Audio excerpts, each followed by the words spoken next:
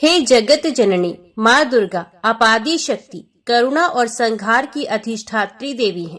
कृपा करके अपने भक्तों पर सदैव अपनी अनुकंपा बनाए रखें। जो भी आपके चरणों में श्रद्धा से प्रणाम करे, उसके जीवन से सभी कष्ट और दुख को आप दूर भगा दें। आप सभी को सुख, शांति और समृद्धि प्रदान करें। मन में भक्ति और प्रेम का संचार करें और सभी की मनोकामनाओं को पूर्ण करें। जय माँ भगवती, जय माँ दुर्गा। जन्मेजय बोले, हे भगवान, आपने महान अम्बा यज्ञ के विषय में कहा है। वे अम्बा कौन है? वे कैसे, कहाँ और किस लिए उत्पन्न हुई हैं? और वे कौन कौन से गुणों वाली हैं? उनका यह यज्ञ कैसा है और उसका क्या स्वरूप है? हे दया निधान, आप सब कुछ जानने वाले हैं। उस यज्ञ का विधान सम्यक रूप से बताइए। हे ब्राह्मण, आप विस्तार पूर्वक ब्रह्मांड की उत्पत्ति का भी वर्णन कीजिए। इस विषय में अन्य ज्ञानियों ने जैसा कहा है, ये सब कुछ भी आप भलीभांति जानते हैं। मैंने ब्रह्मा, विष्णु और महेश, इन तीनों देवताओं के विषय में सुना है कि ये सगुण रूप में संपूर्ण जगत का सृजन, पालन एवं संहार करते हैं। हे पराशर सुत व्यास जी, वे तीनों देव श्रेष्ठ स्वाधीन है अथवा पराधीन, आप मुझे बताइए। मैं इस समय सुनना चाहता हूँ। वे सच्चिदानंद स्वरूप देवगण मरण धर्मा है अथवा नहीं, और वे आधि भौतिक, आधि देविक तथा आध्यात्मिक, इन तीन प्रकार के दुखों से युक्त हैं अथवा नहीं। वे तीनों महाबली देवेश काल के वशव्रती हैं अथवा नहीं, और वे कैसे तथा किससे आविर्भूत हुए, मेरा ये भी एक शंका है। हे मुने, क्या वे हर्ष, शोक आदि द्वंद्वों से युक्त हैं? क्या वे निद्रा एवं प्रमाद आदि से प्रभावित हैं? तथा क्या उनके शरीर सप्त धातुओं से निर्मित है कि अथवा नहीं? वे किन द्रव्यों से निर्मित हैं? वे किन किन गुणों को धारण करते हैं? उनमें कौन कौन सी इंद्रियां अवस्थित हैं? उनका भोग कैसा है तथा उनकी आयु का प्रमाण क्या है? इनके निवास स्थान एवं विभूतियों की भी विषय में मुझको बताइए। हे ब्राह्मण, इस कथा को विस्तार पूर्वक सुनने की मेरी अभिलाषा है। व्यास जी बोले, हे महामती राजन, ब्रह्मादि देवों की उत्पत्ति किससे हुई? इस समय आपने ये बड़ा दुर्गम प्रश्न किया है। हे राजन, पूर्व में मैंने यही प्रश्न देवऋषि नारद जी से पूछा था। तब विस्मित होकर वे उठकर खड़े हुए और उन्होंने जो उत्तर दिया था उसे आप सुने। किसी समय मैंने शांत सर्ववेता तथा वेद विद्वानों में श्रेष्ठ नारद मुनि को गंगा के किनारे विद्यमान देखा। मुनि को देखकर तथा प्रसन्न होकर मैं उनके चरणों पर गिर पड़ा। तदंतर उनके द्वारा आज्ञा देने पर मैं उनके पास में ही एक सुंदर आसन पर बैठ गया। कुशल क्षेम की वार्ता सुन करके सूक्ष्म बालू वाले गंगा तट के निर्जन स्थान पर बैठे हुए ब्रह्मा पुत्र देवऋषि नारद से मैंने पूछा, हे महामती मुनिदेव, इस अति विस्तीर्ण ब्रह्मांड का प्रधान कर्ता कौन कहा गया? उसे आप मुझे सम्यक रूप से बताइए। हे मुनिश्रेष्ठ, इस ब्रह्मांड की उत्पत्ति किससे हुई? हे विप्रवर, आप मुझे ये भी बताइए कि ये ब्रह्मांड नित्य है अथवा अनित्य। ये ब्रह्मांड किसी एक के द्वारा विरचित है अथवा अनेक कर्ताओं के द्वारा मिलकर इसका निर्माण किया गया। किसी कर्ता के बिना कार्य की सत्ता संभव नहीं। इस विषय में मुझे अत्यंत संदेह हो रहा है। इस प्रकार इस विस्तृत ब्रह्मांड के विषय में विविध कल्पना करते हुए तथा संदेह सागर में डूबते हुए मुझे दुखी का आप उद्धार कीजिए। कुछ लोग सदाशिव, महादेव, प्रलय तथा उत्पत्ति से रहित आत्माराम, देवेश, त्रिगुणात्मक, निर्मल, हर, संसार से उद्धार करने वाले, नित्य तथा सृष्टि पालन संहार करने वाले भगवान शंकर को ही मूल कारण मानकर उन्हें ही इस ब्रह्मांड का रचयिता कहते हैं। दूसरे लोग श्री हरि विष्णु को सबका प्रभु, ईश्वर, परमात्मा, अव्यक्त, सर्वशक्ति संपन्न, भोग तथा मोक्ष प्रदाता, शांत, सबका आदि, सर्वतोमुख, व्यापक, समग्र, संसार का शरण देने वाला तथा आदि अंत से रहित जानकर उन्हीं का स्तवन करते हैं। अन्य लोग ब्रह्मा जी को सृष्टि का कारण, सर्वज्ञ, सभी प्राणियों का प्रवर्तक, चार मुखों वाला, सुरपति, विष्णु के नाभि कमल से पाद्रभूत, सर्वव्यापी, सभी लोगों की रचना करने वाला तथा सत्यलोक में निवास करने वाला बताते हैं। कुछ वेद वेता विद्वान सर्वेश्वर भगवान सूर्य को ब्रह्मांड कर्ता मानते हैं और सावधान होकर साय प्रातः उन्हीं की स्तुति करते हैं तथा उन्हीं का यशोगान करते हैं। यज्ञ में निष्ठा भाव रखने वाले लोग धन प्रदाता, शतक्रतु, सहस्राक्ष, देवादिदेव, सबके स्वामी, बलशाली, यज्ञाधीश, सुरपति, त्रिलोकेश, यज्ञों का भोग करने वाले, सोमपान करने वाले, तथा सोमपाई लोगों के प्रिय शचीपति इंद्र को सर्वश्रेष्ठ मानकर यज्ञों में उन्हीं का यजन करते हैं। कुछ लोग वरुण, सोम, अग्नि, पवन, यमराज, धनपति कुबेर की तथा कुछ लोग हैरंब, गजमुख, सर्व कार्य साधक, स्मरण मात्र से सिद्धि प्रदान करने वाले, काम स्वरूप कामनाओं को प्रदान करने वाले, स्वेच्छ विचरण करने वाले परम देव गणाधीश गणेश की स्तुति करते हैं। कुछ आचार्य भवानी को ही सब कुछ देने वाली आदि माया महाशक्ति तथा पुरुष अनुगामिनी परा प्रकृति कहती हैं। ये उनको ब्रह्म स्वरूपा, सृजन पालन संहार करने वाली, सभी प्राणियों एवं देवताओं की जननी, आदि अंत रहित, पूर्णा, सभी जीवों में व्याप्त, सभी लोगों की स्वामिनी, निर्गुणा, सगुणा तथा कल्याण स्वरूपा मानती हैं। फल की आकांक्षा रखने वाले उन भवानी का वैष्णवी, शांकरी, ब्राह्मी, वासवी, वारुणी, वाराही, नारसिंगी, महालक्ष्मी, विचित्र रूपा, वेद माता, एकेश्वरी, विद्या स्वरूपा, संसार रूपी वृक्ष की स्थिरता की कारण रूपा, सभी कष्टों का नाश करने वाली और स्मरण करते ही सभी कामनाओं को पूर्ण करने वाली, मुक्ति चाहने वालों के लिए मोक्षदायिनी, फल की अभिलाषा रखने वालों के लिए काम प्रदायिनी, त्रिगुणातीत स्वरूपा, गुणों का विस्तार करने वाली, निर्गुणा सगुणा रूप में ध्यान करते हैं। कुछ मुनीश्वर निरंजन, निराकार, निर्लिप्त, गुण रहित, रूप रहित तथा सर्व व्यापक ब्रह्म को जगत का कर्ता बताते हैं। वेदों तथा उपनिषदों में कहीं कहीं उसे अनंत सिर, नेत्र, हाथ, कान, मुख और चरण से युक्त तेजो में विराट पुरुष कहा गया है। कुछ मनीषी गण आकाश को विष्णु के परम पाद के रूप में मानते हैं और उन्हें विराट, निरंजन तथा शांत स्वरूप कहते हैं। कुछ तत्व ज्ञानी पुराण वेता पुरुषोत्तम को सृष्टि का निर्माता कहते हैं। कुछ लोग कहते हैं कि अनंत ब्रह्मांड की रचना में केवल एक ईश्वर कदापि समर्थ नहीं हो सकता। कुछ लोग कहते हैं कि ये जगत अचिंत्य है, अतः ये ईश्वर चित्त कदापि नहीं हो सकता। उनके मत में संपूर्ण ब्रह्मांड ईश्वर रहित है। ये जगत सदा से ही ईश्वरीय सत्ता से रहित रहा है और ये स्वभाव से ही उत्पन्न होता है तथा सदा से ऐसा ही है। ये पुरुष तो कर्तव्य भाव से रहित कहा गया और वे प्रकृति ही सर्व संचालिका है। कपिल आदि सांख्य शास्त्र के आचार्य ऐसा ही कहते हैं। हे मुनिनाथ, मेरे मन में या तथा अन्य प्रकार की और भी संदेह पुंज उत्पन्न होते रहते हैं। नाना प्रकार की कल्पनाओं से उद्गिन मन वाला मैं क्या करूं? धर्म तथा अधर्म के विषय में मेरा मन स्थिर नहीं हो पाता। क्या धर्म है, क्या अधर्म, इसका कोई स्पष्ट लक्षण प्राप्त नहीं होता। लोग कहते हैं कि देवता सत्व गुण से उत्पन्न हुए हैं और वे सत्य धर्म में स्थित रहते हैं। फिर भी वे देवगण पापाचारी दानवों द्वारा प्रताड़ित किए जाते हैं। तो फिर धर्म की व्यवस्था कहाँ रह गई?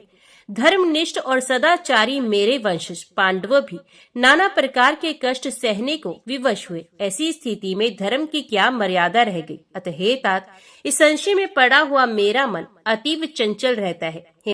हे महामुने, आप सर्व समर्थ हैं, अतः मेरे हृदय को संशय मुक्त कीजिए। हे मुने, संसार सागर के मोह से दूषित जल में गिरे हुए तथा बार बार डूबते उतराते मुझ अज्ञानी की अपने ज्ञान रूपी जहाज से रक्षा कीजिए। व्यास जी बोले, हे महाबाहो, हे कुरुश्रेष्ठ, आपने मुझसे जो प्रश्न पूछे हैं उन्हीं प्रश्नों को मेरे द्वारा मुनिराज नारद जी से पूछे जाने पर उन्होंने इस विषय में ऐसा कहा था। नारद जी बोले, हे व्यास जी, मैं आपसे इस समय क्या कहूँ? प्राचीन काल में यही शंका मेरे भी मन में हुई और संदेह की बहुलता से मेरा मन उद्वेलित हो गया था। हे व्यास जी, तदंतर मैंने ब्रह्मलोक में अपने अमित तेजस्वी पिता ब्रह्मा जी के पास पहुंचकर यही प्रश्न पूछा था, जो उत्तम प्रश्न आपने आज मुझसे पूछा है। मैंने पूछा, हे पिताजी, इस संपूर्ण ब्रह्मांड का आविर्भाव कैसे हुआ? हे विभो, इसका निर्माण आपने किया अथवा विष्णु ने अथवा शिव ने इसकी रचना की? हे विश्वात्मन, मुझे सही सही बताइए। हे जगतपति, सर्वश्रेष्ठ ईश्वर कौन है और किसकी आराधना की जानी चाहिए? हे ब्राह्मण, वे सब कुछ बताइए और मेरे संदेहों को दूर कीजिए। हे निष्पाप, मैं असत्य तथा दुख रूप संसार में डूबा हुआ हूँ। संदेहों से दोलायमान मेरा मन तीर्थों में, देवताओं में तथा अन्य साधनों में कहीं भी शांत नहीं हो पा रहा। हे परतप, परम तत्व का ज्ञान प्राप्त किए बिना शांति मिल भी कैसे सकती है? अनेक प्रकार से उलझा हुआ मेरा मन एक जगह स्थिर नहीं हो पा रहा। मैं किसका स्मरण करूं, किसका यजन करूं, कहाँ जाऊं, किसकी अर्चना करूं और किसकी स्तुति करूं? हे देव, मैं तो उस सर्वेश्वर परमात्मा को जानता भी नहीं। हे सत्यवती तन्ने व्यासी, मेरे द्वारा किए गए दुर्लभ प्रश्नों को सुनकर लोक पितामह ब्रह्मा ने तब मुझसे ऐसा कहा, ब्रह्मा जी बोले, हे पुत्र, तुमने आज एक दुरूह तथा उत्तम प्रश्न किया। उसके विषय में मैं क्या कहूँ? हे महाभाग, साक्षात विष्णु द्वारा भी इन प्रश्नों का निश्चित उत्तर दिया जाना संभव नहीं। हे महामती, इस संसार के क्रियाकलापों में आसक्त कोई भी ऐसा नहीं जो इस तत्व का ज्ञान रखता हो। कोई विरक्त, निस्पृह तथा विद्वेष रहित ही इसे जान सकता है। प्राचीन काल में जल प्रलय के होने पर स्थावर जंगमादि प्राणियों के नष्ट हो जाने तथा मात्र पंच महाभूतों की उत्पत्ति होने पर मैं कमल से आविर्भूत हुआ। उसमें मैंने सूर्य, चंद्र, वृक्षों तथा पर्वतों को नहीं देखा और कमल कर्णिका पर बैठा हुआ मैं विचार करने लगा। इस महासागर के जल में मेरा प्रादुर्भाव किसने किया, किससे हुआ? मेरा निर्माण करने वाला, रक्षा करने वाला तथा युगांत के समय संहार करने वाला प्रभु कौन है? कहीं भूमि भी स्पष्ट दिखाई नहीं दे रही है जिसके आधार पर ये जल टिका है। तो फिर ये कमल कैसे उत्पन्न हुआ जिसकी उत्पत्ति जल और पृथ्वी के संयोग से ही प्रसिद्ध है? आज मैं इस कमल का मूल आधार पंख अवश्य देखूंगा और फिर इस पंख की आधार स्वरूपा भूमि भी अवश्य मिल जाएगी, इसमें संदेह नहीं। तदंतर मैं जल में नीचे उतरकर 1000 वर्षों तक पृथ्वी को खोजता रहा, किंतु जब उसे नहीं पाया तब आकाशवाणी हुई कि तपस्या करो। तत्पश्चात मैं उसी कमल पर आसीन होकर हजारों वर्षों तक घोर तप करता रहा। इसके बाद पुनः कन्यावाणी उत्पन्न हुई, सृष्टि करो। मैंने साफ साफ सुना। उसे सुनकर व्याकुल चित्त वाला मैं सोचने लगा, किसका सृजन करूं, किस प्रकार करूं। उसी समय मधु कैटब नाम वाले 2 भयानक दैत्य मेरे सम्मुख आ गए। उस महासागर में युद्ध के लिए तत्पर उन दोनों दैत्यों से मैं अत्यधिक भयभीत हो गया। तत्पश्चात मैं उसी कमल की नाल का आश्रय लेकर जल के भीतर उतरा और वहां एक अत्यंत अद्भुत पुरुष को मैंने देखा। उनका शरीर मेघ के समान श्याम वर्ण वाला था। वे पीत वस्त्र धारण किए हुए थे और उनकी 4 भुजाएं थी। वे जगतपति वनमाला से अलंकृत थे तथा शेष शैया पर सो रहे थे। वे शंख, चक्र, गदा, पद्म आदि आयुध धारण किए हुए थे। इस प्रकार मैंने शेषनाग की शैया पर शयन करते हुए उन महाविष्णु को देखा।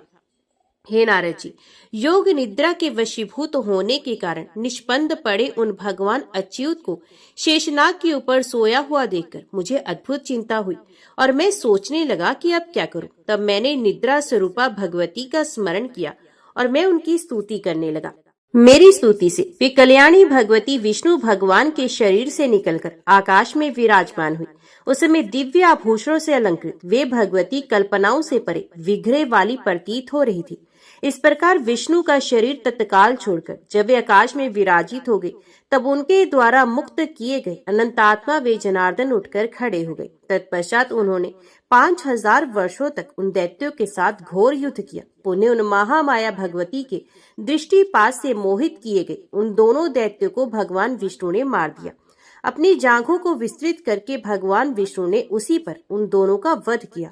उसी समय जहां हम दोनों थे वहीं पर शंकर जी भी आ गए।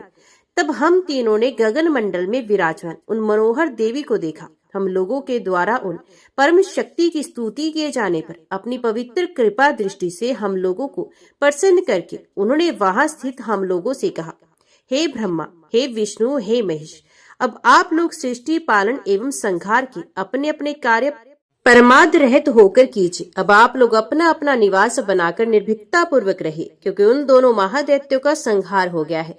अतः आप लोग अपनी विभूतियों से अंडज, पिंडज, उद्भिज और स्वेदिज चारों प्रकार की सभी प्रजाओं का सृजन कीजिए। ब्रह्मा जी बोले, उन भगवती का वे मनोहर सुख कर तथा मधुर वचन सुनकर हम लोगों ने उनसे कहा, हे माता, हम लोग शक्तिहीन हैं, अतः इन प्रजाओं का सृजन कैसे करें? अभी विस्तृत पृथ्वी ही नहीं और सभी और जल ही जल फैला है। सृष्टि कार्य के लिए आवश्यक पंच तत्व, गुण, तन मात्राएं और इंद्रियां ये कुछ भी नहीं। हम लोगों के ये वचन सुनकर भगवती का मुखमंडल मुस्कान से भर उठा। उसी समय वहां आकाश से एक रमणीक विमान आ पहुंचा। तत्पश्चात भगवती ने कहा, हे देवताओं, आप लोग निर्भीक होकर इस विमान में इच्छा अनुसार बैठ जाएं। हे ब्रह्मा, हे विष्णु, हे शिव, मैं आप लोगों को आज इस विमान में एक अद्भुत दृश्य दिखाऊंगी। उनका ये वचन सुनकर हम तीनों उनकी बात स्वीकार करके रतन जटित मोतियों की झालरों से शोभायमान, घंटियों की ध्वनि से गुंजी तथा देव भवन के तुल्य उस रमणीय विमान पर संशय रहित भाव से चढ़कर बैठ गए। तब भगवती ने हम जितेंद्रिय देवताओं को बैठा हुआ देखकर उस विमान को अपनी शक्ति से आकाश मंडल में उड़ा लिया। मन के समान वेग से उड़ने वाला वह विमान जिस स्थान पर पहुंचा, वहां जब हमने जल नहीं देखा तब हम लोगों को महान आश्चर्य हुआ। उस स्थान के वृक्ष सभी प्रकार के फलों से लदे हुए और कोकिलों की मधुर ध्वनि से गुंजायमान थे। वहां की भूमि, पर्वत, वन और उपवन, ये सभी सुर में दृष्टि गोचर हो रहे थे। उस स्थान पर स्त्रियां, पुरुष, पशु, बड़ी नदियां, बावलियां, कुएं, तालाब, पोखरे तथा झरने इत्यादि विद्यमान थे। वहां भव्य 4 दीवारी से घिरा हुआ एक मनोहर नगर था, जो यज्ञशालाओं तथा अनेक प्रकार के दिव्य महलों से सुशोभित था। तब उस नगर को देखकर हम लोगों को ऐसी प्रतीति हुई मानो यही स्वर्ग है। और फिर हम लोगों की ये जिज्ञासा हुई कि इस अद्भुत नगर का निर्माण किसने किया है। उस समय हम लोगों को बड़ा ही आश्चर्य हुआ। हम लोगों ने आखेट के उद्देश्य से वन में जाते हुए एक देवतुल्य राजा को देखा। उसी समय हम लोगों को जगदम्बा भगवती भी विमान पर स्थित दिखाई पड़ी। थोड़ी ही देर बाद हमारा विमान वायु से प्रेरित होकर आकाश में पुनः उड़ने लगा और मुहूर्त भर में वे पुनः एक अन्य सुर में देश में जा पहुंचा। वहां पर हम लोगों को अत्यंत रमणीक नंदन वन दृष्टिगत हुआ, जिसमें पारिजात वृक्ष की छाया का आश्रय लिए हुए कामधेनु स्थित थी। कामधेनु के समीप ही 4 दांतों वाला ऐरावत हाथी विद्यमान था और वहां मेनका आदि अप्सराओं के समूह अपने नृत्यों तथा गानों में विविध भाव भंगिमाओं का प्रदर्शन करते हुए अनेक प्रकार की क्रीड़ाएं कर रहे थे। वहां मंदार वृक्ष की वाटिकाओं में सैकड़ों गंधर्व, यक्ष और विद्याधर गा रहे थे और रमण कर रहे थे। वहां पर इंद्र भगवान भी इंद्राणी के साथ दृष्टिगोचर हुए। स्वर्ग में निवास करने वाले देवताओं को देखकर हमें परम विस्मय हुआ। वहां पर वरुण, कुबेर, यम, सूर्य, अग्नि तथा अन्य देवताओं को स्थित देखकर हम आश्चर्यचकित हुए। उसी समय उस सुसज्जित नगर में वे राजा निकला। देवताओं के राजा इंद्र की भांति पराक्रमी वह राजा धरातल पर पालकी में बैठा था। वे विमान हम लोगों को लेकर द्रुत गति से आगे बढ़ा। तदंतर हम लोग अलौकिक ब्रह्मलोक में पहुंच गए। वहां पर सभी देवताओं से नमस्कृत ब्रह्मा जी को विद्यमान देखकर भगवान शंकर एवं विष्णु विस्मय में पड़ गए। वहां ब्रह्मा जी की सभा में सभी वेद अपने अपने अंगों सहित मूर्त रूप में विराजमान थे। साथ ही समुद्र, नदियां, पर्वत, सर्प एवं नाग भी उपस्थित थे। तत्पश्चात भगवान विष्णु और शंकर ने मुझसे पूछा, हे चतुर्मुख, ये दूसरे सनातन ब्रह्मा कौन है? तब मैंने उनसे कहा कि मैं सबके स्वामी तथा सृष्टिकर्ता इन ब्रह्मा को नहीं जानता। हे ईश्वरो, मैं कौन हूँ, ये कौन है और हम दोनों का क्या प्रयोजन है, इसमें मैं भ्रमित हूँ।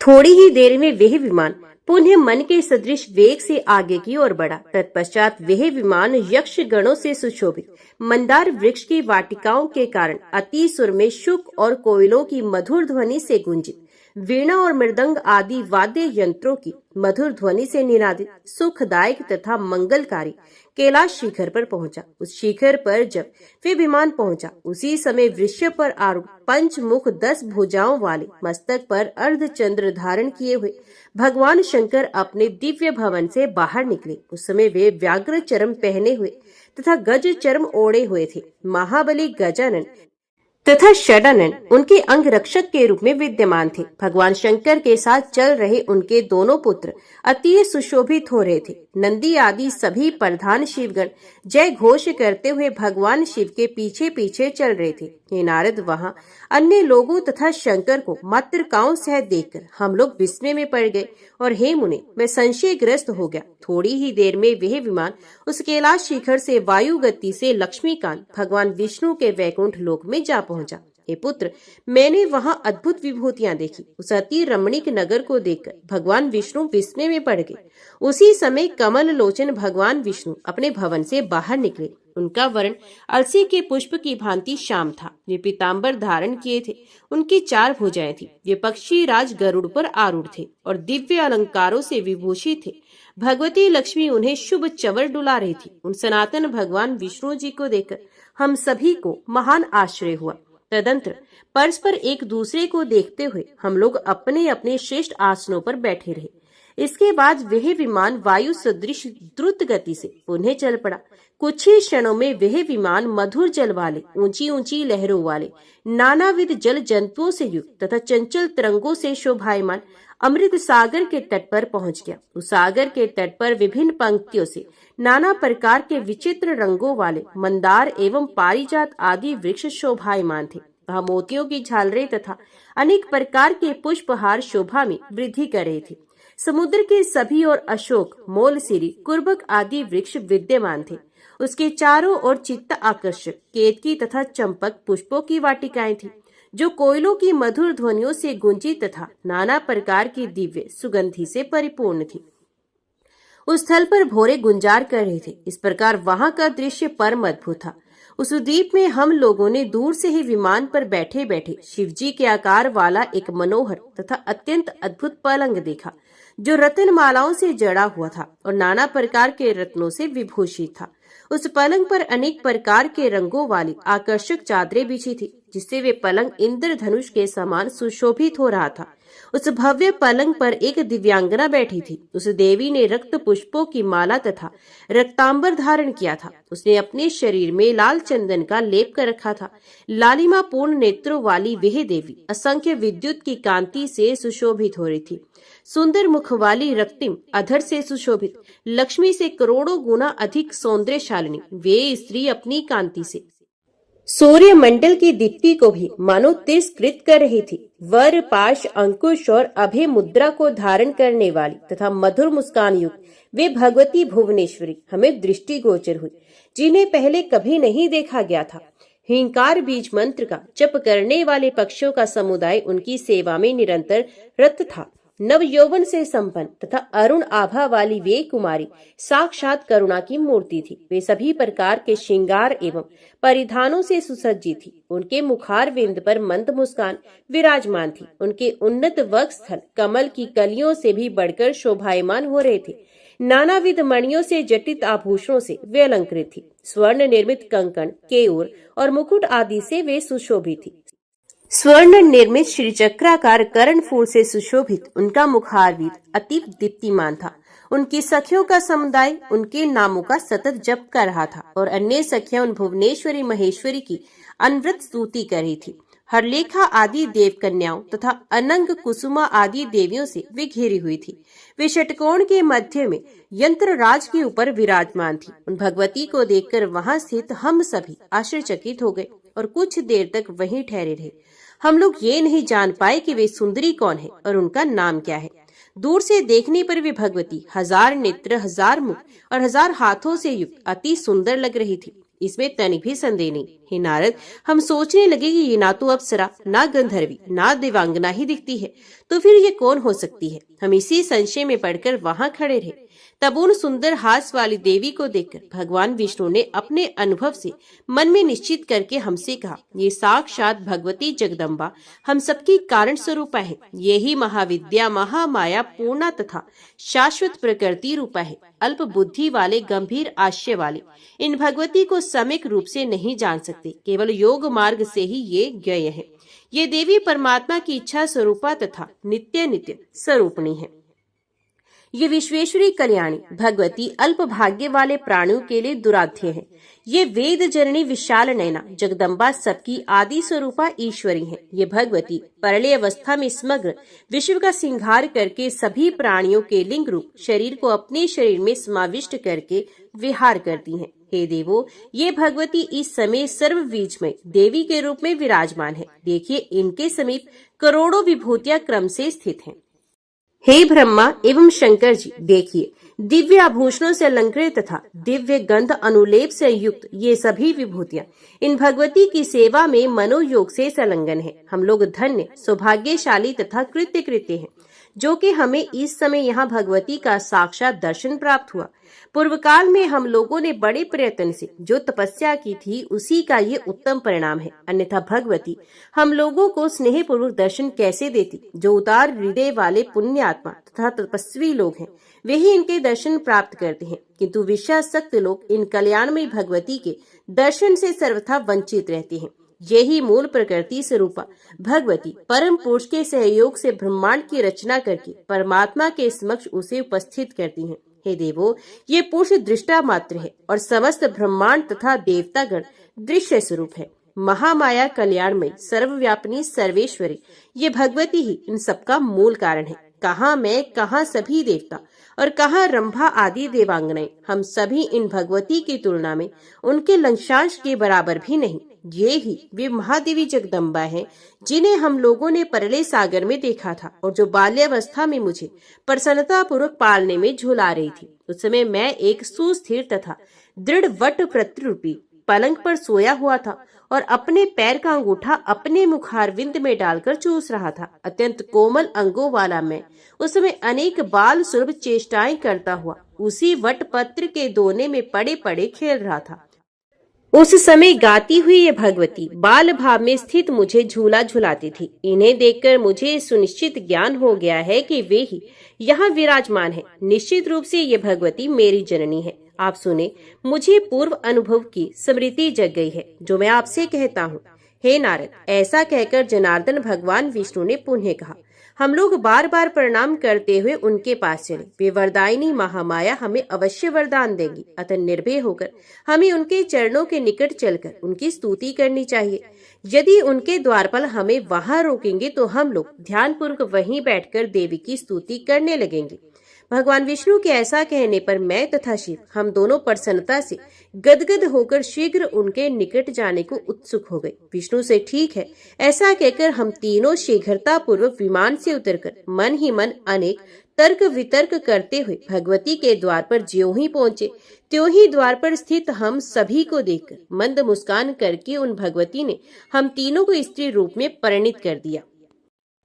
हम लोग नाना प्रकार के भूषण से अलंकृत रूपवती युवती बन गए और अत्यंत आश्चर्यचकित होकर उन महामाया भगवती के पास पुनः चले गए। स्त्री के वेश में हम लोगों को अपने चरणों के निकट देखकर अत्यंत मनोहर रूप वाली उन देवी ने हम लोगों के ऊपर कृपा दृष्टि डाली। उस समय महामाया भगवती को प्रणाम करके स्त्री वेशधारी तथा दिव्य वस्त्र भरण धारण किए हम तीनों परस्पर एक दूसरे को देखते हुए उनके सामने खड़े रहे। विविध प्रकार के मणि जटित एवं करोड़ों सूर्य के समान देदीप्यमान देवी के पाद पीठ को देखते हुए हम तीनों वहीं स्थित रहे। उन महादेवी की हजारों सेविकाओं में से कुछ ने रक्त वस्त्र, कुछ ने नीले वस्त्र और कुछ ने सुंदर पीत वस्त्र धारण कर रखे थे।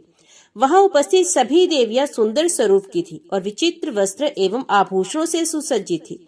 वे सब जगदम्बा की विभिन्न सेवाओं में तत्पर थी। उनमें से कुछ गा रही थी, कुछ नाच रही थी। कुछ स्त्रियां हर्ष के साथ वीणा तथा मुख वाद्य बजाती हुई अन्य सेवाओं में संलग्न थी। हे नारद जी, वहां मैंने भगवती के चरण कमल के नख रूपी दर्पण में जो अद्भुत दृश्य देखा उसे बताता हूँ, आप सुने। वहां मुझे समस्त स्थावर जंगमात्मक ब्रह्मांड, मैं ब्रह्मा, विष्णु, शिव, वायु, अग्नि, यम, सूर्य, वरुण, चंद्रमा, विश्वकर्मा, कुबेर, इंद्र, पर्वत, समुद्र, नदियां, गंधर्व, अप्सराएं, विश्वावसु, चित्रकेतु, श्वेत, चिंद्रांगत, नारद, तुम्ब्रु, हाहा, हुहु, दोनों अश्विनी कुमार, अष्टवसु, साध्य, सिद्धगण, पितृ, शेष आदि नाग, सभी किन्नर, उरग और राक्षस गण दिखाई दे रहे थे। वैकुंठ, ब्रह्मलोक तथा पर्वत श्रेष्ठ कैलाश, इन सबको हमने उनके पद नख में विराजमान देखा। उसी में मेरा जन्म स्थान कमल भी था और मैं चतुरानन उस कमल कोश में बैठा हुआ था। मधु कैटव नाम के दोनों दानव तथा शेषशायी महाविष्णु भी उसी में विराजमान थे। इस प्रकार परमेश्वरी के चरण कमल के नख में स्थित ये सारा दृश्य मुझे दिखाई दिया, जिसे देखकर मैं चकित रह गया और मन ही मन सोचने लगा कि ये क्या है। मेरे ही समान विष्णु और शिव भी वहां आश्चर्यचकित होकर खड़े थे। उस समय हम तीनों ने समझ लिया कि समस्त जगत की जननी यही महादेवी हैं। इस प्रकार अमृतमय एवं कल्याणमय उस द्वीप में अनेक प्रकार के अद्भुत दृश्य देखते हुए हमारे 100 वर्ष व्यतीत हुए। वहां की प्रसन्न वदना एवं विचित्र अलंकारों से अलंकृत देवियां हम तीनों को अपनी सखियां समझती थी और हम लोग भी उनके स्नेहपूर्ण सद्व्यवहार से मुग्ध थे तथा उनके मनोरम भावों को देखकर अतीव प्रसन्न थे। एक बार नारी रूप में स्थित भगवान विष्णु महादेवी भगवती श्री भुवनेश्वरी की स्तुति करने लगे। श्री भगवान बोले, प्रकृति एवं विद्याधात्री को मेरा निरंतर नमस्कार। कल्याणी काम प्रदा वृद्धि तथा सिद्धि देवी को बारंबार नमस्कार। सच्चिदानंद रूपिणी तथा संसार की योनि स्वरूपा देवी को नमस्कार। आप पंचकृत्य विधात्री तथा श्री भुवनेश्वरी देवी को बार बार नमस्कार। समस्त संसार की एकमात्र अधिष्ठात्री देवी को बारंबार नमस्कार है। अर्धमात्रा की अर्धभूता एवं हलेख देवी को बारंबार नमस्कार है। हे जननी, आज मैंने जान लिया कि ये समस्त विश्व आप में समाहित है तथा संपूर्ण ब्रह्मांड की सृष्टि एवं संहार भी आप ही करती हैं। इस ब्रह्मांड के निर्माण में आपकी विस्तृत प्रभाव वाली शक्ति ही मुख्य हेतु है। अतः मुझे ये ज्ञात हो गया कि आप ही संपूर्ण लोक में व्याप्त हैं। इस सत्य एवं असत संपूर्ण जगत का विस्तार करके इस चिद ब्रह्म पुरुष को यथा समय आप इसे समग्र रूप से प्रस्तुत करती हैं। अपनी प्रसन्नता के लिए 16 तत्वों तथा महदादि अन्य 7 तत्वों के साथ आप हमें इंद्रजाल के समान प्रतीत होती हैं। हे जननी, आपसे रहती यहाँ कोई भी वस्तु दिखाई नहीं देती। आप ही समस्त जगत को व्याप्त करके स्थित रहती हैं। बुद्धिमान पुरुषों का कथन है कि आपकी शक्ति के बिना ये परम पुरुष कुछ भी करने में असमर्थ है। आप अपने कृपा प्रभाव से संसार का कल्याण करती हैं। हे देवी, आप ही अपने तेज से सृष्टि काल में संपूर्ण जगत को उत्पन्न करती हैं तथा परलय काल में इसका शीघ्र ही संहार कर डालती हैं। हे देवी, आपके वैभव की लीला चरित्र को भली भांति जानने में कौन समर्थ है। हे जननी, मधु कैटभ नामक दोनों दानवों से आपने हमारी रक्षा की। आपने ही हम लोगों को अपने अनेक विस्तृत लोक दिखाए तथा अपने अपने भवन में हमें परम आनंद का अनुभव कराया। हे भवानी, ये आपके दर्शन का ही महान अनुभव है। हे माता, जब मैं विष्णु, शिव तथा ब्रह्मा भी आपके अपूर्व चरित्र को जानने में समर्थ नहीं, तब अन्य कोई कैसे जान सकेगा। हे महिमामयी भवानी, आपके रचे हुए इस ब्रह्मांड प्रपंच में ना जाने कितने ब्रह्मांड भरे पड़े हैं। हम लोगों ने आपके इस लोक में अद्भुत प्रभा वाले दूसरे विष्णु, शिव तथा ब्रह्मा को भी देखा। हे देवी, क्या वे देवता अन्य लोकों में नहीं होंगे? हम लोग आपकी इस अद्भुत महिमा को कैसे जान सकते हैं। हे जगदम्बा, हम लोग आपके चरणों में मस्तक झुकाकर यही याचना करते हैं कि आपका ये दिव्य स्वरूप हमारे हृदय में सदा विराजमान रहे, हमारे मुख से सदा आपका ही नाम निकले और हमारे नेत्र प्रतिदिन आपके चरण कमलों के दर्शन पाते रहे। हे माता, आपकी ये भावना हमारे प्रति सर्वदा बनी रहे कि ये सब हमारे सेवक हैं और हम भी सर्वथा आपको मन से अपनी स्वामिनी समझते रहे। हे आर्य, इस प्रकार हमारा और आपका माता पुत्र का अनन्य संबंध सर्वदा बना रहे। हे जगदम्बिके, आप समस्त ब्रह्मांड प्रपंच को पूर्ण रूप से जानती हैं, क्योंकि जहाँ सर्वज्ञता की समाप्ति होती है उसकी अंतिम सीमा आप ही हैं। हे भवानी, मैं पामर कह ही क्या सकता हूँ। आपको जो उचित लगे आप वह करें, क्योंकि सब कुछ तो आपकी ही संकेत पर होता है। जगत में ऐसी प्रसिद्धि है कि ब्रह्मा सृष्टि करते हैं, विष्णु पालन करते हैं और रुद्र संहार करते हैं, किंतु हे देवी, क्या ये बात सत्य है? हे अजय, सच्चाई तो ये है कि आपकी इच्छा से तथा आपसे शक्ति प्राप्त कर हम अपना अपना कार्य करने में समर्थ हो पाते हैं। हे गिरिजे, ये पृथ्वी इस जगत को धारण नहीं करती, अपितु आपकी ही आधार शक्ति ही इस समस्त जगत को धारण करती है। हे वरदे, भगवान सूर्य भी आपके ही आलोक से युक्त होकर प्रकाशमान है। इस प्रकार आप विरजा रूप से इस संपूर्ण जगत के रूप में सुशोभित हो रही हैं। ब्रह्मा, मैं विष्णु तथा शंकर, हम सब आपके ही प्रभाव से उत्पन्न होते हैं। जब हम नित्य नहीं तो फिर इंद्र आदि प्रमुख देवता कैसे नित्य हो सकते हैं। समस्त चराचर जगत की जननी तथा सनातन प्रकृति रूपा आप ही नित्य हैं। हे भवानी, आपकी सनिधि में आने पर आज मुझे ज्ञात हो गया कि आप मुझ पुराण पुरुष पर सर्वदा दया भाव बनाए रखती हैं, अन्यथा मैं अपने को सर्वव्यापी आदि रहत निष्काम ईश्वर तथा विश्वात्मा मान बैठता था और अहंकार युक्त होकर सदा के लिए तमोगुणी प्रकृति वाला हो जाता। आप निश्चय ही सदा से बुद्धिमान पुरुषों की विद्या तथा शक्तिशाली पुरुषों की शक्ति हैं। आप इस मनुष्य लोक में कीर्ति, कांति, कमला, निर्मला तथा तुष्टि स्वरूप है तथा प्राणियों को मोक्ष प्रदान करने वाली विरुक्ति स्वरूप है। आप वेदों की प्रथम कला गायत्री हैं। आप ही स्वाहा, स्वधा, सगुणा तथा अर्धमात्रा भगवती हैं। आपने ही देवताओं और पूर्वजों के संघर्षण के लिए आगम तथा निगम की रचना की। जिस प्रकार पूर्ण महासमुद्र की विस्तृत तरंगे उग्र समुद्र का ही अंश होती हैं, उसी प्रकार आदि अनंत से हीन निष्कलंक ब्रह्म के जीव रूपी अंशों को मोक्ष प्राप्त कराने के उद्देश्य से आपने संपूर्ण जगत प्रपंच का निर्माण किया। जीव को जब ये विदित हो जाता है कि संपूर्ण विश्व प्रपंच आपका ही कृत्य है, तब अमित प्रभाव वाले आप उसका संहार कर देती हैं और अपने द्वारा किए गए मिथ्या किंतु रहस्यपूर्ण कार्य पर उसी प्रकार प्रमुदित होती हैं जिस प्रकार मनोहारी नाटक की रचना पर सफल नट संतुष्ट होता है। हे अंबिके, आप ही इस मोह में भव सागर से मेरी रक्षा कर सकती हैं। राग द्वेष आदि द्वंद्वों के कारण अत्यंत कष्टदायक तथा दुखप्रद मिथ्या अंत काल में मेरी रक्षा कीजिएगा। मैं आपके शरणागत हूँ। हे देवी, आपको नमस्कार है। हे महाविद्या, मैं आपके चरणों में नमन करता हूँ। हे सर्वार्थ दात्री शिवे, आप ज्ञान रूपी प्रकाश से मेरे हृदय को आलोक प्रदान कीजिए। हे नारद, इस प्रकार देव जनार्दन भगवान विष्णु की स्तुति कर लेने के उपरांत भगवान शिव शंकर विनीत भाव से देवी के सम्मुख स्थित होकर कहने लगे। भगवान शिव बोले, हे देवी, यदि भगवान विष्णु आपके प्रभाव से प्रादुर्भूत हुए तथा उनके बाद ब्रह्मा जी भी आपसे उत्पन्न हुए, तो क्या मुझ तमोगुणी की आपसे उत्पत्ति नहीं हुई? हे शिवे, आप तो समग्र लोक की रचना करने में चतुर हैं। पृथ्वी, जल, वायु, आकाश और अग्नि आप ही तो हैं। हे माता, आप ही इंद्रिय रूपिणी तथा आप ही बुद्धि, मन, अहंकार स्वरूपा है। ब्रह्मा, विष्णु और शंकर ने अखिल जगत की रचना की। ऐसा जो लोग अन्यथा बोलते हैं वे कुछ भी नहीं जानते। आपने ही सदा से इन तीनों की सृष्टि की है, जो आपकी ही प्रेरणा से चराचर जगत का सृजन, पालन, संहार करते हैं। यदि पृथ्वी, वायु, आकाश, अग्नि, जल आदि महाभूतों के गुणों तथा विश्वों से ही जगत का निर्माण संभव हो, तो भी हे अम्बा, आपकी चिन्मयी कला के बिना वे कैसे व्यक्त हो सकता है? हे माता, आपने ब्रह्मा, विष्णु और महेश द्वारा निर्मित संपूर्ण चराचर जगत को व्याप्त कर रखा है।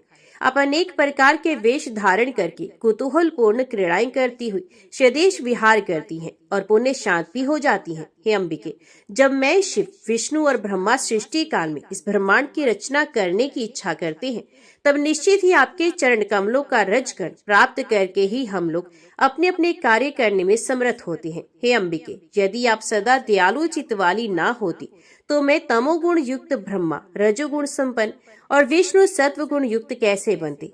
हे अंबिके, यदि आपकी वैविध्यपूर्ण बुद्धि ना होती, ये संसार इतना विविधता पूर्ण कैसे होता, जिसमें मंत्री, राजा, सेवक, धनी और निर्धन भरे पड़े हैं। इस ब्रह्मांड की सृष्टि, स्थिति और संहार करने में आपके तीनों गुण सत्य, रज, तम ही सर्वथा समर्थ है। फिर भी आपने हम ब्रह्मा, विष्णु और महेश को क्रमश इन कार्यों को संपन्न करने के लिए तीनों लोकों के कारण रूप में उत्पन्न किया है। विमान में बैठा हुआ मैं, ब्रह्मा तथा विष्णु, हम लोग इन भुवनों में पूर्ण रूपेण परिचित हो गए हैं। हे भवानी, मार्ग में स्थित इन नवीन भुवनों को किसने बनाया, इसे आप ही बताएं। हे जगदम्बिके, आप अपनी कला से जगत की रचना तथा पालन करती हैं और जब चाहती हैं तब उसका संहार कर देती हैं।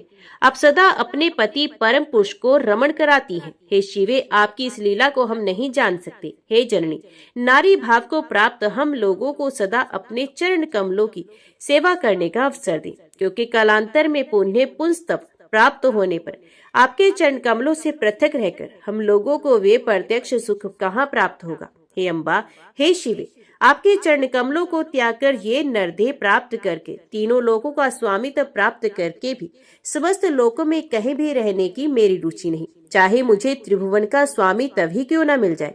हे सुदति, आपके सानिध्य में स्त्री भाव को प्राप्त कर लेने पर अपुरुष भाव में मेरी थोड़ी भी रुचि नहीं, जिसे पाकर आपके चरणार विंद के दर्शन का सौभाग्य न मिले। ये पुरुषता कैसे सुख प्रदान कर सकती है? हे अंबिके, स्त्री का रूप पाकर मैं भव बंधन से मुक्त करने वाले आपके चरण कमलों से परिचित हो गया हूँ। आपकी कृपा से तीनों लोकों में मेरा सुयश स्थिर रहे। इस संसार में ऐसा कौन प्राणी होगा जो आपके सानिध्य का सेवन छोड़कर निष्कंटक राज्य करना चाहेगा? क्योंकि जिसे आपके चरण कमल का सानिध्य प्राप्त नहीं होता, उसके लिए शरणांश भी युग के समान प्रतीत होता है। हे चरणी, जो शुद्ध चित्त वाले मुनि आपके चरण कमल की सेवा त्याग कर केवल तप में लगे रहते हैं, वे निश्चित रूप से विधाता के द्वारा ठगे हुए हैं और अपनी हानि को ही लाभ समझते हैं। हे अजय, आपके पदार विंद के पराग की सेवा से जैसी मुक्ति संसार सागर से प्राप्त होती है, वैसी मुक्ति तपस्या, इंद्रिय दमन, समाधि तथा विभिन्न वेद विहित यज्ञों से भी नहीं होती। हे देवी, यदि आप मेरे प्रति दयालु हैं, तो मुझ पर दया कीजिए और अपना निर्मल, अद्भुत, सर्वश्रेष्ठ एवं विशुद्ध निर्माण मंत्र ओम एम हीम क्लीम चामुंडाई विचे मुझे प्रदान कीजिए, जिससे उसका निरंतर जप करके मैं सर्वदा के लिए सुखी हो जाऊं। पूर्व जन्म में मैंने निवारण मंत्र की दीक्षा पाई थी, परंतु वे मुझे अब स्मरण नहीं रह गया। इसलिए हे तारिकी, हे जननी, आज पुनः वे मंत्र मुझे प्रदान कीजिए और भव सागर से मेरा उद्धार कर दीजिए, उद्धार कर दीजिए। ब्रह्मा जी बोले, हे नारद, अद्भुत तेजस्वी शिव जी के ऐसा कहने पर जगदम्बा ने स्पष्ट शब्दों में नवाक्षर मंत्र का उच्चारण किया। उस मंत्र को ग्रहण करके शिव जी बहुत प्रसन्न हो गए और भगवती के चरणों में प्रणाम करके वहीं पर स्थित हो गए। उस समय संपूर्ण कामनाओं को पूर्ण करने में समर्थ, मुक्ति प्रदायक तथा शुभ उच्चारण से संपन्न उस बीज युक्त नवाक्षर मंत्र का जप करते हुए शंकर जी वहां विराजमान रहे। संसार का कल्याण करने वाले शिव जी को इस प्रकार बैठा देखकर मैं उन महामाया के चरणों के समीप बैठ गया और उनसे कहने लगा, हे जननी, वेद सभी लोगों को धारण करने वाली तथा सनातनी या भगवती की कल्पना करने में अकुशल हैं। ऐसी बात नहीं, क्योंकि साधारण कार्यों में उन्होंने अब भगवती की चर्चा नहीं की। यदि वे आपको ना जानते तो सभी यज्ञों तथा हवन कार्य में आपको ही स्वाहा देवी के रूप में प्रतिष्ठित कैसे करते। इसलिए आप तीनों लोकों में सर्वज्ञा के रूप में विख्यात हुई। मैं सृष्टा हूँ, मैं अत्यंत अद्भुत संपूर्ण ब्रह्मांड का निर्माण करता हूँ। इस चराचर त्रिभुवन में मुझसे बढ़कर समर्थ दूसरा पुरुष कौन है। मैं निस्संदेह धन्य हूँ, मैं लोकोत्तर ब्रह्मा हूँ। इस मिथ्या अहंकार के कारण मैं सर्वदा इस विस्तृत संसार सागर में निमग्न रहता हूँ। तथापि आज आपके चरण कमलों की प्राग प्राप्ति के गर्व से मैं वस्तुत धन्य हो गया हूँ और आपकी कृपा से ही आज मैं यथा तथ्य के ज्ञान में निपुण हो गया हूँ। सांसारिक भय का नाश करने में दक्ष मुक्तिदायिनी आप परमेश्वरी से ही मैं यही प्रार्थना करता हूँ कि मोह निर्मित महादुखदायी भव बंधन से मुक्त करके आप मुझे अपनी भक्ति से संवित कीजिए। आपसे ही निर्मित अद्भुत कमल से मैं आविर्भूत हुआ हूँ और मैं आपका आज्ञाकारी सेवक हूँ, अतः मैं कैसे मुक्त हो सकूंगा। हे शिवे, इस भव सागर में पड़े हुए मुझ मोह मगन की रक्षा कीजिए। संसार में जो लोग आपके सनातन पवित्र चरित्र को नहीं जानते, वे लोग मुझे ही ईश्वर कहती हैं, और जो यज्ञ करता स्वर्ग की इच्छा से इंद्र आदि देवताओं का यजन करती हैं, वे भी सर्वथा आपके प्रभाव को नहीं जानते। हे आदि माता, सर्वप्रथम सृष्टि को 4 भागों में विभक्त करने के लिए ही आपने मुझे ब्रह्मा के पद पर बैठाया, परंतु मैंने ये समझ लिया कि मैं ही सब कुछ जानता हूँ, दूसरा कौन जान सकता है। मेरे से अहंकार जन्य अपराध को आप क्षमा कीजिए। जो लोग अष्टांग योग का आश्रय लेते हैं और समाधि लगाकर व्यर्थ श्रम करते हैं, वे अज्ञानी हैं। हे माता, वे ये नहीं जानते कि किसी भी बहाने आपके नाम उच्चारण मात्र से ही उन्हें मुक्ति प्राप्त हो सकती है। कुछ लोग सांख्यवादी तो आपके नाम का आश्रय लेकर विमोहित हो तत्वों की संख्या के फेर में पड़ जाते हैं। क्या वे इस भवसागर में मूर्ख नहीं। हे भवानी, संसार में मुक्ति प्रदान करने वाली तो आप ही हैं। जिन विष्णु शिव आदि ने परम तत्व ज्ञान का अनुभव कर लिया है, वे क्या आधे निमेष मात्र के लिए भी आपके पवित्र चरित्र तथा शिवा, अंबिका, शक्ति, ईश्वर आदि नामों को विस्मृत करते हैं। क्या आप विश्व की रचना करने में समर्थ नहीं। आपके दृष्टि मात्र से ये संपूर्ण विश्व 4 प्रकार के जीवों के रूप में शीघ्र ही विभक्त हुआ है। इस प्रकार मुझ ब्रह्मा की सृष्टि तो आप अपने मनोविनोद के लिए करके पुण्य स्वतंत्र भाव से जो चाहती हैं वे करती हैं। महाप्रलय की स्थिति में यदि महासागर में आप मधु कैटब से विष्णु की रक्षा ना करती तो वे सृष्टि पालक कैसे बन पाते। और यदि आप सबके संहारक शिव का संहार नहीं करती तो वे मेरे भ्रू मध्य से कैसे प्रकट होते। आपका जन्म कहाँ हुआ, इसे ना तो किसी ने देखा और ना सुना, और कोई ये भी नहीं जान पाया कि आपकी उत्पत्ति कहाँ हुई। हे भवानी, एकमात्र आप ही आद्य शक्ति हैं, अतः वेदों ने इसी रूप में आपका वर्णन किया है। हे अम्बा, आपकी ही शक्ति से प्रेरित होकर मैं सृष्टि करने में, विष्णु पालन करने में तथा शिव संहार करने में समर्थ होते हैं। आपकी शक्ति से विलग रहकर अब हम लोग कुछ भी करने में सक्षम नहीं। जिस प्रकार मैं ब्रह्मा, विष्णु और शिव उत्पन्न हुए हैं, उसी प्रकार क्या अन्य प्राणी उत्पन्न नहीं हुए अथवा विद्यमान नहीं हुए या उत्पन्न नहीं होंगे। किंतु अल्प बुद्धि वाले प्राणियों के लिए विवाद तथा अत्यंत विचित्र आपके इस लीला विनोद से कौन भ्रमित नहीं हो जाते। वे आदिदेव ईश्वर अकर्ता गुणों में सफुट होने वाले निष्काम उपाधि रहित तथा निर्गुण है। फिर भी वे आपके विस्तृत लीला विनोद को भलीभांति देखते रहते हैं। ज्ञानी जन ऐसा ही कहते हैं। मूर्त और अमूर्त भेदों से युक्त इस संसार में आपसे पूर्व वे ही परम पुरुष थे। ज्ञान तत्व पर सम्यक प्रकार से विचार करने पर यह सर्वथा सिद्ध होता है कि अन्य तीसरा कोई भी नहीं है। ये सिद्धांत है कि वेद वाक्य को कभी मिथ्या नहीं समझना चाहिए। वेद ब्रह्मा को अद्वितीय और एक बताते हैं, तो फिर आप क्या है और ये ब्रह्म क्या है? ये विरोध मेरे हृदय में महान शंका उत्पन्न करता है। आप मेरे इस संदेह का निवारण करें। इस प्रकार द्वैत अद्वैत के इस विचार में डूबा हुआ मेरा शूद्र मन निश्चित रूप से शंका रहित नहीं हो पा रहा। अब आप ही स्वयं अपने मुख से मेरी शंका का निवारण करने की कृपा करें, क्योंकि अनेक जन्मों के पुण्य योग से ही आपके चरण कमलों का ये सानिध्य मुझे प्राप्त हुआ। आप पुरुष हैं अथवा स्त्री, ये मुझे विस्तार पूर्वक बताएं, जिससे मैं आप परम शक्ति को जानकर भव सागर से मुक्त हो जाऊं। जय मां भगवती, जय मां दुर्गा। आगे की कथा हम अगले अध्याय में सुनेंगे।